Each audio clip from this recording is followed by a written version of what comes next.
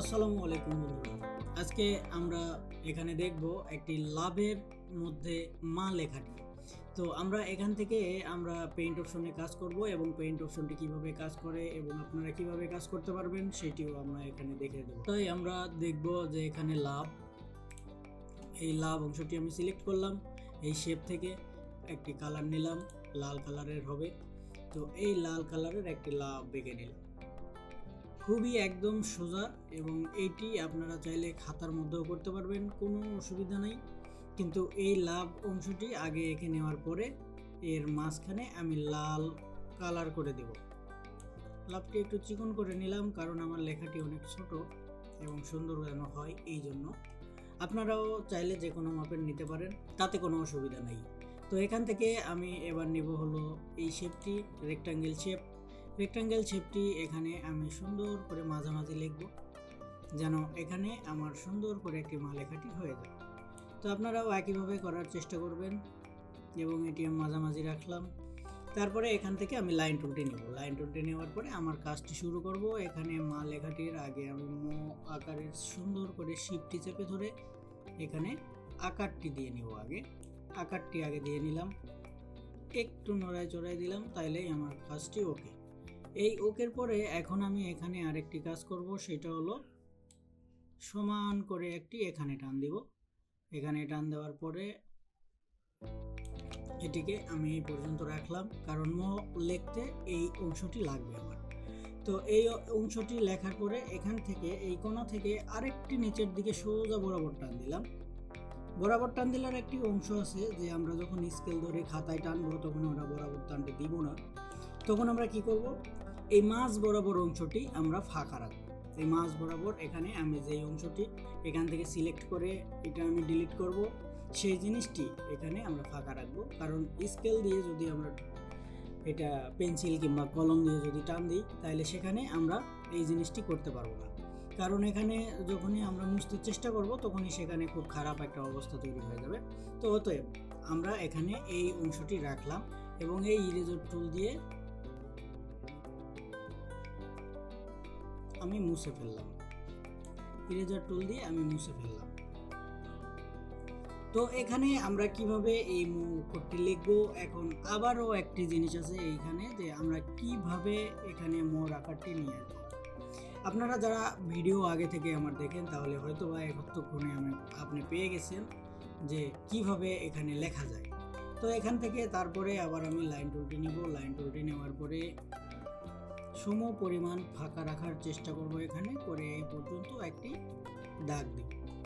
এই দাগটি যেন এই বরাবরের দাগের সমান হয় এবং এইখান থেকে আমি আবারও একটি দাগ টানবো একটু উঁচু থেকে, এই রেখাটির একটু উঁচু থেকে এই বরাবরে আমি একটি দাগ টানবো, সেটি হলো এটি। এই দাগ টান একটু উপরের দিকে থেকে দিলাম, কারণ হলো যেন আমার মোর শেপটা একটু নিচের দিকে দেখায়, যেন আমার এই মোর এই শেপটা একটু নিচের দিকে দেখায়, এইভাবে। হ্যাঁ, এইভাবে যেন এখানে দেখায়, সেইটাই আমরা তৈরি করলাম। বাস, ওকে। এখানে আমার ম অক্ষরটি হয়ে গেল, মা লেখাটি হয়ে গেল। এই লেখাটি আমরা কিভাবে সম্পূর্ণটি কালার করতে পারি, এখানে হলো কালার, এখানে কালার ড্রপ, এখানে কালার করে দিলাম। মাঝখানে মা সাদা অক্ষরের সুন্দরভাবে দেখা যাচ্ছে। আমার এখানে ব্রাশ কালারটি লাগবে লাল, ব্রাশ একটু মোটা করে নিলাম, এখান থেকে সিলেক্ট করলাম লাল। এইখানে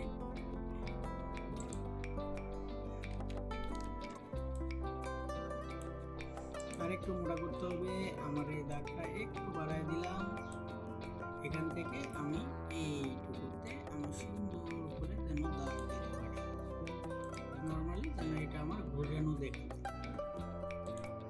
কোনা কোনা একটু করে ঘুরাই দিলাম, যেন লেখাটি দেখতে অনেক সুন্দর লাগে। তো এই লেখাটিকে আমরা এই সুন্দরভাবে ঘুরাই দিলাম, এখানে একটু করে দিয়ে দিলাম, তারপরে দেখা যাবে যে আমাদের ম লেখাটি সুন্দরভাবে দেখা যাচ্ছে।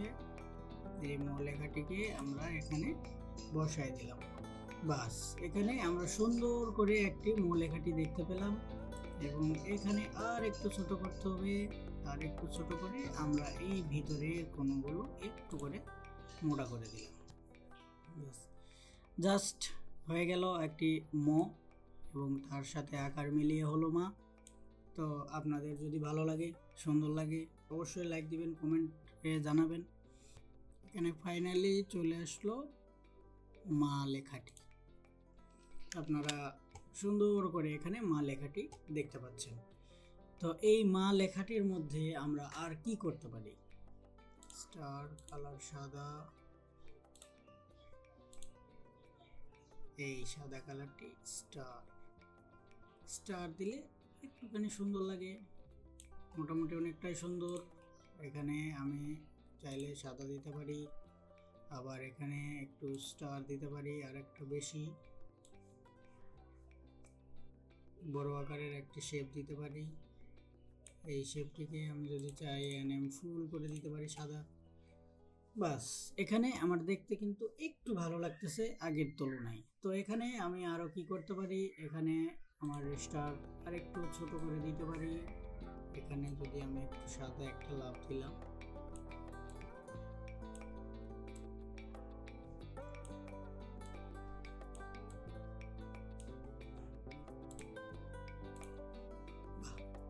দেখতে অনেকটাই সুন্দর লাগতেছে।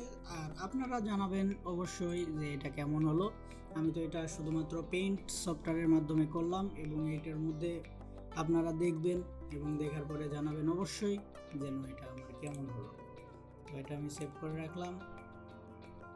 এইভাবে আমরা সেভ করতে পারি। এখান থেকে সেভে যাওয়ার পরে ডেস্কটপ আমি সিলেক্ট করলাম সাধারণভাবে, পিএনজি থাকলো। পিএনজি থাকার পরে এখানে আমি সেভ বাটনে ক্লিক করলাম। বাস, ওকে, আমার সেভ হয়ে গেল। এই ছিল আজকের ভিডিও। আজকের ভিডিওটি ভালো লাগলে লাইক করবেন এবং কমেন্ট করবেন এবং শেয়ার করতে ভুলবেন না, কারণ আপনার পছন্দের কেউ থাকলে তাকে এটি আপনি দিতে পারেন এবং আমার চ্যানেলটিকে সাবস্ক্রাইব করে রাখবেন পরবর্তী এইসব টিউটোরিয়াল পাওয়ার জন্য। আশা করি ভালো থাকবেন সবাই। আল্লাহ হাফেজ।